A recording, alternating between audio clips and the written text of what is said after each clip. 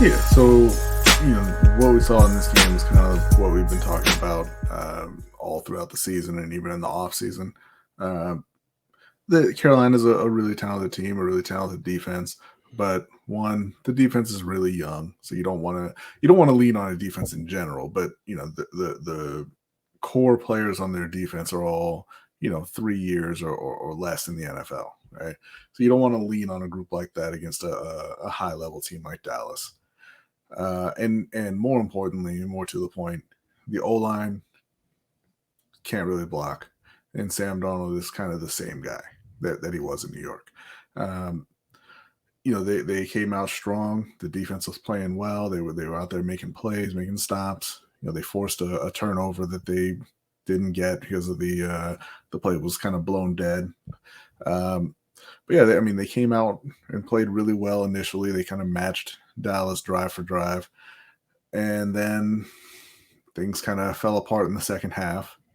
Uh, Dallas really started getting to Darnold kind of almost at will. I believe they ended up with like 5 sacks. They forced a couple interceptions from Darnold, and they really pulled away. They got up 36 to 14 Yeah. before they kind of let up, and Carolina got a couple of late scores to make it look closer than it was. But this is kind of what we had talked about with Carolina. They hadn't played anybody who was particularly threatening in the first 3 weeks. Yeah. And Well, once they got out there, New Orleans, but New Orleans had they had their own problems at the time. yeah, But I think that's a solid victory. I'll say this about this game. I took away Carolina is a I think they're a solid team. They're for real, right? Like I said before, the game got away from them a little bit, but they fought their way back in it. And honestly, those 2 turnovers were huge from Sam Darnold. Without those, I think that game goes down to the wire. But that's the thing with Sam Darnold. There is no without those. Right. That's kind of who he is. And the defense wasn't able to get to Dak. They had a few hurries, didn't get any sacks. The defensive front got absolutely eaten alive by Dallas's run game. Yeah. Pollard, Zeke, and even Dak on a couple of plays. I mean, they could not stop anybody. Right. So yeah, I mean, for Carolina, it's going to depend on who they play week to week. They're what I take away from that is they're not a top team, and people who can apply pressure are going to have a much easier time against Carolina. They can't really pass protect, and Darnold still makes poor decisions under pressure, and he still has accuracy issues. I think the defense will bounce back from the performance that they had on Sunday, but yeah, the concern moving forward is still the O-line and Sam Darnold.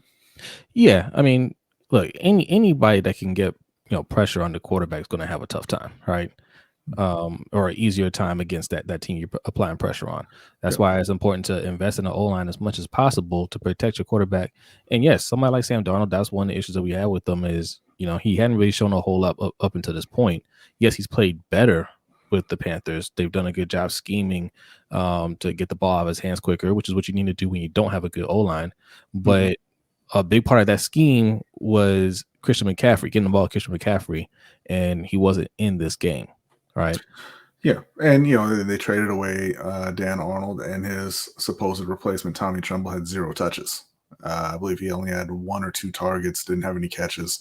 Yeah. So, you take away the running back, you kind of take away the tight end, and, DJ Moore put in the work. DJ Moore had a great day. Yeah. But, he did. The offense was really predicated on Darnold getting the ball out and them leaning on Christian McCaffrey, and they weren't able to do that, obviously. Yeah. Yes.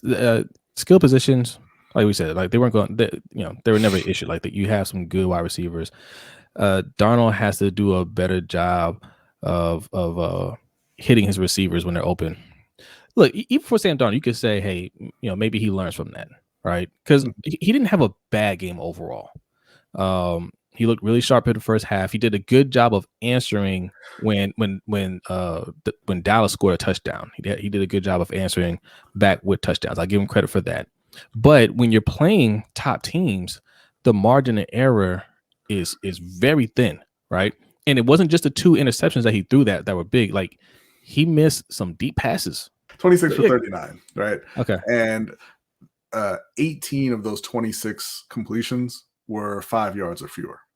That's where the completion was made. So he's doing that thing where, well, the coaching staff is doing that thing where they're trying to protect him from himself, right? They're trying to get short passes that you can get rid of the ball quickly. You can that he can make accurately, because those are one of the only passes that he has been accurate on throughout his career. Are just really really short passes at the line, behind the line, and within 5 yards. Yeah. When he tries to go downfield, he's not nearly as accurate. Like you said, he missed several downfield throws. There were at least 3 or 4 plays where the guys were open downfield and he overthrew them badly. Right. So yeah, they try to protect him. They try to keep up with the short, quick passing game, and it's just much harder to do against one, a better defense like the Cowboys have, and 2, when you don't have a player like Christian McCaffrey in the backfield with you. Yeah. So I mean, like those are things that and that's why I take away from that game is, despite those issues, it was still a 1-score game at the end. And like I said, a couple of things go your way, and not just the mistakes that he made, and the defense got to take some blame too. We got to talk about that. They didn't tackle well. No. And there are a couple of times that they should have brought Dak down. They didn't. But despite all that, it's still a 1-score game, and you can take away from that. Hey, if we execute a little better, things go our way. A couple of calls go our way, like that fumble that they definitely forced, and they called it down by or stopped the progression, stop forward for progression, right? So there's a lot of things you could take away and say we can beat this team. It wasn't one of those things where it's like, well, we got outclassed. You know what I mean? Yeah, I mean, look, there's a couple of ways to look at it, right? And I think if you are on board with Sam Darnold and thought that, hey, he's turned it around, the O-line is fine, the defense is legit, you probably look at it like you just said and say, hey, couple plays go differently, and Carolina wins that game. Yeah. If you're skeptical of Sam Darnold and the O-line, you probably look at that and say they were getting blown out and Dallas let them back in. So yeah, I mean, you can kind of take it either way, depending on how you felt about the team going in. And moving forward again, it's just going to be about getting the O-line to protect Sam better than they have been. Because I don't think at this point, this is his 4th year. This is the guy he was in college. This is the guy he was through his first 3 years. So at this point, I don't really think that you're going to get him to stop making those kind of boneheaded throws. When he starts to feel pressure. It's the same thing with Jameis, right? I thought Jameis would have a much better year, but he's still that guy when he gets under pressure. But the difference in New Orleans is they have a much better O-line around him, and you would think, hey, they will be able to keep the defense off of him. And first of all, that's been true to an extent. But when they get to him, he goes Jameis really quickly. I'm gonna push back a little bit, okay? Because you see the workouts he was doing in the off season, right? It's paying off, right? Somebody showed a video, it's paying off, right? Those workouts, and also this right here, okay? The LASIK, all right? LASIK Jameis. That's the difference, all right? But yeah, look, but that's what I was saying before, though. Most quarterbacks, when they're under pressure, are going to. Well, every quarterback's going to play differently. Some can play better under pressure, right? But it changes who you are, which is why it's important that you protect your quarterback. Yeah, so, and that's kind of what going back to like the conversations that people always have about guys being clutch or having the clutch gene. What the clutch gene is really just not letting pressure affect you. Yes. Whether that's mental pressure or actual real physical pressure of a 300-pound person trying to hit you. But I'm telling you, though, man, it's just not letting that lower your level of performance.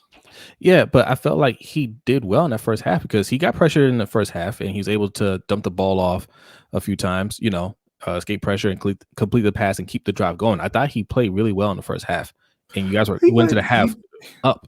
Yeah, he played all right in the first half. I mean, he did miss some of those passes were in the first half. Yes, but the difference is when you get behind, the defense is coming after you 100%. Right? They're Yes. coming after you much harder because they know you're going to pass. And that's kind of what we always talk about with Baltimore, right? You don't need to build a defense with 11 all pro defenders. You need to build a defense that can get to the quarterback.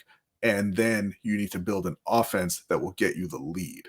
Yes. Now, and you look at Carolina, they when the game script was kind of neutral, right? When it was within that one score either way, yeah, things are a bit tamer, right? And the O line can handle it. They were running their short passing game and all that. Chuba Hubbard was getting chunks of yards and all this, and it was all good. Yeah. And then Dallas scored a couple times, Yeah. and that completely changed the game. And Carolina could not hang with them. Yeah. Yeah. But and again, that's a sign of a young team as well, right? Being able to respond back when things don't quite go your way, because they were in it for a good portion of it, but you're really talking about a handful of plays that turn the game around, Yeah, and you gotta have enough composure to come back and be like, "Yo, it's fine. Yeah, we're good." Yeah, that's how it is in the NFL, though. yes, It's absolutely. a handful of plays every week that turn the game, and you just got to hope your team makes them. Yes, no, absolutely, absolutely. But possibly a bounce back game next week against Philly. Yeah, man, I don't know what to think about Philly. Like, because I look at their roster, I'm like, they should be absolute trash, but they're playing, fairly tough every week. Now, I haven't been watching a lot of their game, right? Like I see, snippets of their game, but they're hanging in with teams who should be able to put them away pretty easily. So we'll see. I would expect Carolina to handle them. Is it time to give Jalen Hurts his respect? No. Oh, I think it might be. It's I not. think it might be. It's definitely not. I mean, look, I'm not trying to disrespect Jalen Hurts, but I'm not. It's not time to try to like bump him up in the rankings or anything. I think so. Quan says, "Do you blame Darnold for that second INT? I think it was a hell of a play by Diggs. The second INT went right to Diggs. Diggs didn't even move. The first one was, or was it the second? The second one was the kind of the diving interception, and it was a great play. It was a great play. Yeah. But the fact is, I don't want to say every single interception, but most interceptions are the quarterback's fault, right? Unless it's something that bounces off your receiver's hands or whatever. He put it in a place where Diggs could get to it. Yeah. And Diggs made a great play in getting to it, but it shouldn't have been there to begin with. Yeah. So it was the first one where Diggs was just standing there, like Diggs literally didn't move. His feet were planted, and he was just like, "Here you go. You look bored." Well, and that's the same kind of interception he had against the Saints, right? Like, he got pressured, and he just handed the ball to a defensive lineman. Yeah. So, kind of is what it is. Yeah, good play, but look, like you gotta make sure that doesn't happen, right? Like the team needs you. And like it's easy to protect. It's easy to take care of the ball when you're not under pressure and there's Christian McCaffrey or Dan Arnold or somebody open 4 yards downfield, and you can just kind of dump it off to them. It's not hard to protect the ball. Then protecting the ball comes in when you're under pressure and you have to make a tight window throw, or you have to make the correct decision in eating the sack or throwing the ball away and not trying to force a tight window throw. That's when you're really protecting the ball, and Sam Darnold doesn't do that. Now I'll say this because I don't want to put all this on Sam Darnold. We talked a lot about Sam Darnold. The defense has to take a lot of blame here because like Baltimore, your team is built on defense, right? So which is a mistake. But when the defense doesn't hold up, you have to hold them accountable. Yeah. And giving up 36 points cannot happen.